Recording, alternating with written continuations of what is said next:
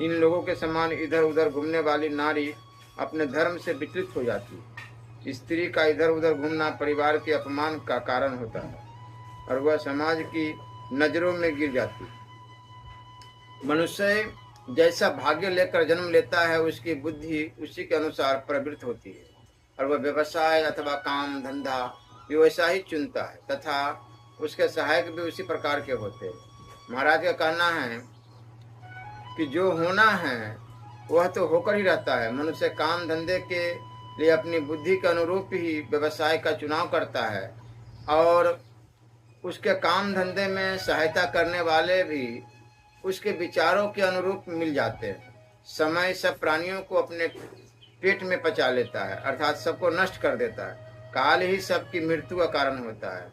जब सब लोग सो जाते हैं तो काल ही जागता रहता है, इसमें संदेह नहीं है कि काल बड़ा बलवान है। काल से पार पाना अत्यंत कठिन है। व्यक्ति काल के प्रभाव से नहीं बच सकता। जीवों सहित सभी वस्तुएं काल के प्रभाव से नष्ट हो जाती है। सबके सो जाने पर भी वह काल जागता रहता है। काल चक्र सृष्टि के आरंभ से लेकर प्रलय काल तक चलता रहता है, कभी नहीं रुकता। जो उसकी अपेक्षा करता है, काल समय उसे पीछे छोड़कर आगे निकल जाता है। काल हम सब के साथ ऐसे खेलता है जैसे शिकार बने चूहे के साथ बिल्ली कीड़ा करती है। जन्म से अंधे को, कामंद को और शराब आदि के नशे में मस्त व्यक्ति को कुछ दिखाई नहीं देता। स्वार्थी व्यक्ति की भी यही स्थिति है, क्योंकि वह उस व्यक्ति के दोषों का देख नहीं पाता जिससे उसके स्वार्थों की पूर्ति होती है। जीवात्मा स्वयं कार्य करता है और उसका फल भी स्वयं भोगता है। वह स्वयं ही विभिन्न योनियों में जन्म लेकर संसार में भ्रमण करता है और स्वयं ही अपना पुरुषार्थ से संसार के बंधनों तथा आवागमन के चक्र से छूटकर मुक्ति को प्राप्त करता है।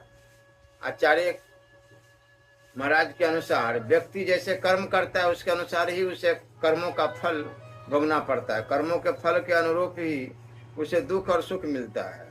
वह स्वयं ही अपने कर्मों के अनुसार संसार में विभिन्न योनियों में जन्म लेता है और जन्म मरण के चक्र में पड़ा रहता है। उसे इस चक्र से मुक्ति वे स्वयं उसके श्रेष्ठ कार्यों से ही मिलती है।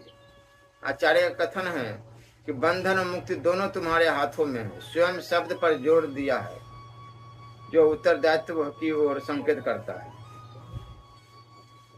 राजा को राष्ट्र के पापों का फल भोगना पड़ता है। राजा के पाप पुरोहित भोगता है, पत्नी के पाप उसके पति को भोगने पड़ते हैं और शिष्य के पाप गुरु को भोगने पड़ते हैं।